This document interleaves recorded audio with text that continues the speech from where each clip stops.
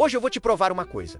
Buenos Aires tem um obelisco. E você provavelmente já viu 1000 vezes. Mas quase ninguém sabe por que ele existe, o que ele comemora e por que ele foi colocado exatamente ali. Esse é o episódio 2 da saga Obeliscos pelo Mundo.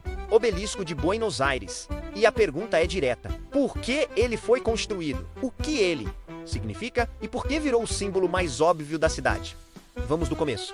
Sem viagem, só história bem explicada. E no final, eu te mostro por que esse tipo de monumento aparece no mundo inteiro. O obelisco de Buenos Aires fica no cruzamento de duas artérias gigantes, Avenida 9 de Julho e Avenida Corrientes. Se você já viu foto de Buenos Aires à noite, é ali. E isso importa porque obelisco não é o tipo de coisa que você coloca num cantinho. Ele foi feito para ser visto, para virar referência, para virar centro. Agora, por que ele existe? Ele foi inaugurado em 1936 e o motivo oficial é bem claro. Ele foi construído para comemorar os 400 anos da primeira fundação de Buenos Aires. E aqui já tem um detalhe histórico que confunde muita gente. Buenos Aires teve duas fundações. A primeira foi no século XVI, só que a cidade não se sustentou e acabou abandonada. Anos depois, Buenos Aires foi fundada de novo, de forma definitiva. Então, quando o obelisco nasce, em 1936, ele está marcando essa ideia de origem da cidade. Um marco de aniversário, um símbolo de nós existimos, resistimos e viramos capital. Agora entra o contexto. Década de 30, mundo inteiro vivendo modernização urbana. Cidades querendo parecer grandes, organizadas, modernas. A Argentina vivia um momento de projetar Buenos Aires como metrópole global e monumento é uma forma rápida de gritar, isso sem falar uma palavra. Só que não foi só, vamos fazer um monumento, foi, vamos criar um símbolo. E para isso, você precisa de 3 coisas.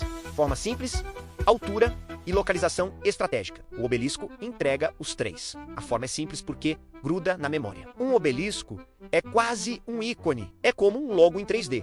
A altura foi pensada para dominar a paisagem. Ele tem cerca de 67 metros. É alto o suficiente para ser visto de longe, mas não tão alto a ponto de virar só um prédio. Ele fica no limite perfeito entre monumento e presença. E a localização é o golpe final. Cruzamento de avenidas, centro de circulação, onde o povo passa, onde o trânsito trava, onde protesto acontece, onde comemoração explode, onde a cidade se vê. Agora eu vou te contar uma coisa que pouca gente sabe. O obelisco não nasceu num lugar vazio. Ele foi construído onde existia uma igreja histórica, que foi demolida dentro do plano de abertura e modernização da cidade. E aí você entende a lógica do urbanismo da época. A cidade estava sendo redesenhada. Avenida larga, monumental e um símbolo novo no centro. Isso é literalmente trocar paisagem. E quando você troca a paisagem, você troca a memória do lugar. Agora, como esse obelisco foi construído? Ele foi feito em concreto armado. Não é um bloco maciço de pedra como os obeliscos do Egito. É um obelisco moderno. Engenharia do século XX. E ele foi erguido muito rápido. Rápido mesmo, né? A construção levou pouquíssimo tempo para o tamanho da obra. Isso reforça outra ideia. Ele não era um projeto decorativo. Ele era um projeto de Estado, uma peça de cidade, um marco para ser usado. E, usado, ele foi, o obelisco virou palco de tudo. Comemorações nacionais, vitórias esportivas, protestos políticos, viradas de ano, eventos públicos. Se Buenos Aires tem um centro simbólico, é esse. E sabe por que isso importa? Porque um monumento que vira palco, vira parte da identidade. Ele deixa de ser obra e vira lugar. Agora, vem a parte polêmica. O obelisco foi amado por todo mundo desde o início? Não. Teve gente que odiou. Teve crítica pesada. Teve até discussão séria sobre derrubar, porque ele representava uma mudança agressiva. Era um símbolo novo, um marco da modernidade. E isso sempre incomoda uma parte da cidade. Só que com o tempo, acontece o truque psicológico. Repetição. Você passa por ele 1000 vezes. Você vê na TV, você vê em foto, você marca encontro ali, você comemora ali. Aí pronto. Virou natural. E isso é o que faz monumentos assim ficarem eternos. Não é só a obra. É o hábito coletivo. Agora, por que um obelisco? Porque essa forma, a forma do obelisco, ela é antiga, muito antiga. No Egito Antigo, obeliscos estavam ligados ao sol. A ideia de ascensão, de luz, de poder divino e principalmente de presença. Quando impérios posteriores viram obeliscos, eles entenderam uma coisa. Isso parece poder. Então o formato atravessou civilizações. Mudou de material, mudou de função, mas manteve o efeito. Você olha e pensa, isso é importante, isso é oficial, isso é central. E é por isso que tantos lugares do mundo adotaram obeliscos como marcos urbanos.